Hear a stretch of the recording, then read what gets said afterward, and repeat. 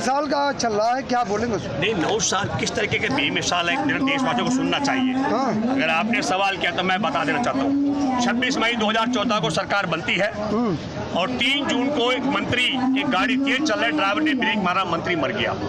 मंत्री मरा नहीं था, उसकी हत्या कर दी। उनका नाम था गोपीनाथ मुंडे। 2013 का बहुत बढ़िया भूमि अधिग्रहण कानून आया था, जिस कानून के मुताबिक 85%, 80% किसानों की लिखित सहमति के बगैर उनकी जमीनों का अधिग्रहण नहीं हो सकता था।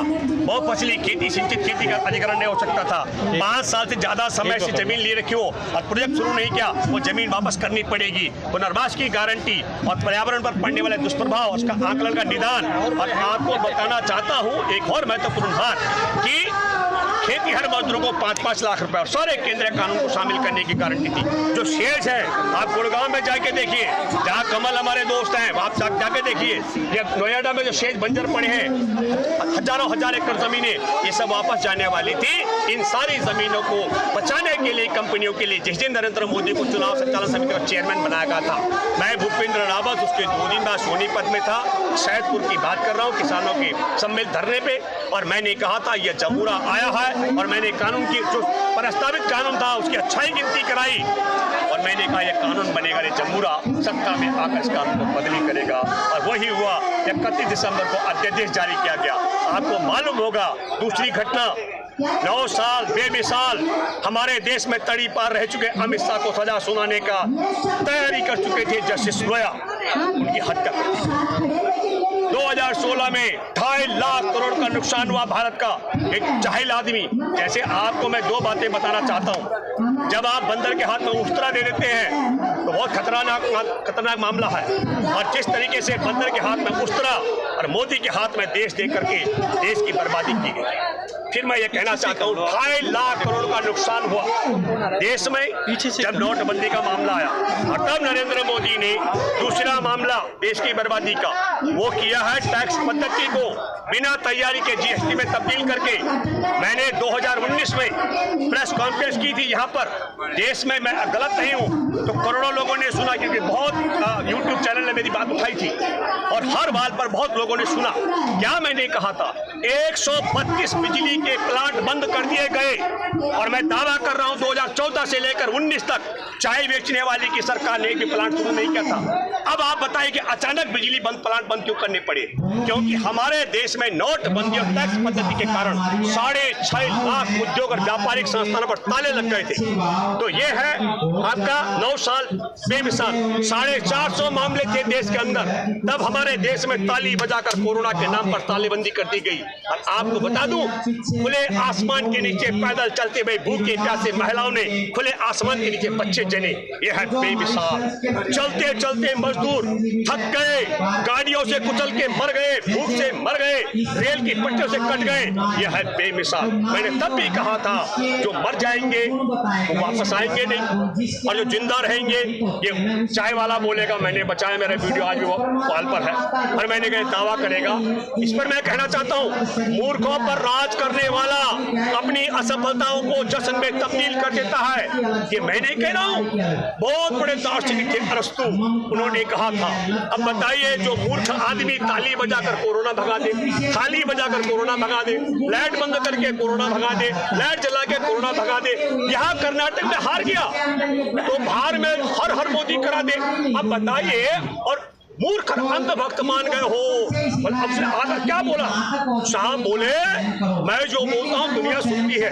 बिल्कुल दुनिया सुनती है, हम याद रखते हैं कि एक शब्द, मोदी तुमने कहा था मैं 15-15 लाख दूंगा, ऐसे ही बोलता है। सबके अच्छे दिल लाऊंगा, किसानों की आमदनी दोगुनी कर दूंगा, वो तो बता दूं। और हमारे देश के अंदर एक और नई बात चलाई उन्होंने, बुलबुल के ऊपर भी इनका आता तो कहे तुम 16,000 करोड़ का जहाज ले लिए मूर्ख आदमी, तुम भी उसी एक बुलबुल में बैठ के यात्रा करते हैं संसार भ्रमण।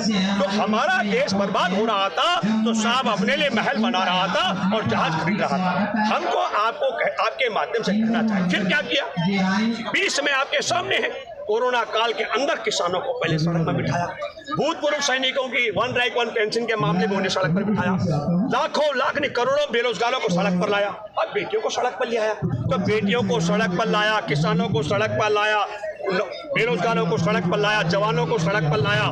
पुलवामा में 40 जवानों की हत्या कराई, मैं कोई नई बात नहीं कर रहा हूँ। मैंने अगस्त 2019 में कहा था कि इस गद्दार ने और उसकी सरकार ने, खुफिया एजेंसी की रिपोर्ट है, मेरी नहीं, खुफिया एजेंसी हमारे देश की है, इसकी नहीं है। खुफिया एजेंसी की रिपोर्ट थी कि हमारे जवानों पर बम विस्फोट भरी गाड़ी से हमला होगा, वो खारिज कर दी गई। एक इनका वो है बाबा धीरेन्द्र। चलो धीरेन्द्र जी, मैं आपको संत मान लूंगा, महंत मान लूंगा, विश्वगुरु तो बनने वाला भारत, क्योंकि हमारे देश के संत जेलों में है, विश्व में संत जेलों में है तो विश्वगुरु। तो धीरेन्द्र, मैं तुमको बाबा मान जाऊंगा। धीरेन्द्र, तुम एक काम करो, तुम मुझे बता दो कि नरेंद्र मोदी की सरकार में वो कौन देश का गद्दार है? सुनिए, वो कौन गद्दार है?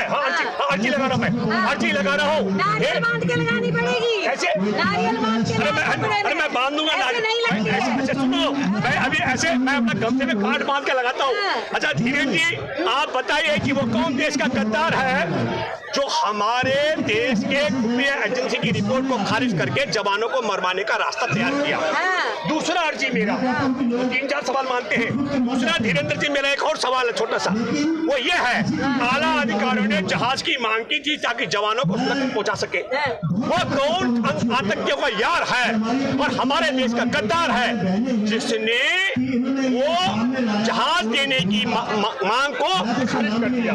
और तीसरी महत्वपूर्ण बात, हमारे देश में प्रधानमंत्री की कुर्सी पर बैठने से लेकर नरेंद्र मोदी आज तक एक ही दिन उनको वनवास हुआ, और वो था वही 13 फरवरी का, जिस दिन पुलवामा में 40 जवानों की हत्या हुई। तो धीरेन्द्र, तीसरा सवाल मेरा यह है कि वह कौन देश का गद्दार और पाकिस्तान का यार है नरेंद्र मोदी को जवानों की हत्या के दिन वनवास भिजवाया था? कि मैं अर्जी लगा रहा हूँ इन 3 अर्जियों की, और जो देश भर के लोग हैं उनसे मैं अपील कर रहा हूँ, आज जब जाओ इसके दरबार में तो यही पूछना कि पुलवामा में जवानों को मरवाने के लिए खुफिया एजेंसी की रिपोर्ट को किसने खारिज करवाया, हवाई जहाज की मांग को किसने खारिज करवाया, और नरेंद्र मोदी को एक दिन का वनवास किसने करवाया? जिस दिन धीरेन्द्र ये बात मान जाएगा, मैं भी थैला लेकर के इसका वक्त बन जाऊंगा। नहीं तो धीरेन्द्र शास्त्री को आप बीजेपी में क्यों घसीट रहे हैं? बीजेपी में क्या घसीटा? मैंने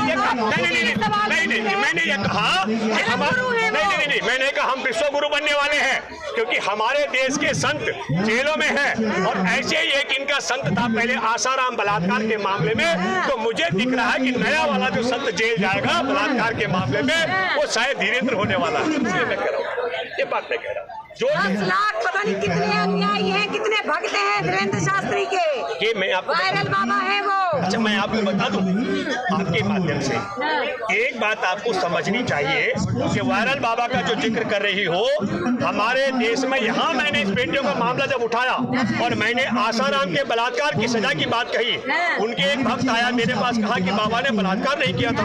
हमने कहा जेल में सजा भुगत रहा है, तो अगर किसी की आत्मा को ठेस पहुंचे मैं क्या करूं? हमने आपसे कहा जो हमारे देश में अगर हमसे कोई बोलेगा तो मैं बोलूंगा कि ये व्यक्ति जो है ना, ये ठीक तैयार कर रहे हैं, क्योंकि देखो इनको धोखा दे दिया, 2-2000 के नोट कर्नाटक को बहुत बांटे, इनको धोखा दे दिया बजरंगबली ने, इनको साथ छोड़ दिया राम ने, अब इनको राम ने साथ छोड़ा, 2000 ने साथ छोड़ा, बजरंगबली ने साथ छोड़ा, इसीलिए वो धीरेन्द्र की शरण चले गए। धीरेन्द्र एक जादू धीरेन्द्र एक अच्छा जादूगर है, वो पता लगा लेता, जादूगर क्या सीआईडी होती है ना, मैं यहाँ पर बोल नहीं सकता हूँ, लेकिन एक ऐसा बाबा हमारे यहाँ महिलाओं ने बहुत मारा था उसको, उसने एक जगह बना रखी थी, वहां से पता लगाता था, महिला को चेक करती थी क्या क्या मामला है, और बाबा पीठ देख करके बोल देता था कैसे कैसे क्या करना। तो मैं आपके माध्यम से एक बात कहना चाहता हूँ कि ये बेमिसाल है हमारे देश के अंदर। इसके अलावा मॉब लिंचिंग, हत्याएं, जवानों को मरवाया गलवान घाटी में, बिहार के चुनाव थे, बिहार रेजिमेंट के जवानों को, और क्या बोला उसके बाद, चिता जल रही थी, न कोई गुस्सा है न घुस आया है, न हमारी सीमा पर किसी का कब्जा है। तो मैं आखिरी बात ये कहना चाहता हूँ, किसानों को, जवानों को, बेरोजगार बेटियों को सड़क पर लाने वाला, सीमा पर जवानों को मरवाने वाला, और झूठ बोल करके पूरा, मैं कहता हूँ कि ट्रम्प का भी बाप है झूठ बोलने के मामले में, डीएनए टेस्ट करना पड़ेगा वैसे, ठीक है, फिर ये डीएनए टेस्ट करना पड़ेगा, बाप है, ठीक है। मुझे क्या सवाल बोल रहे हो? नहीं वो कुछ नहीं कह रहे।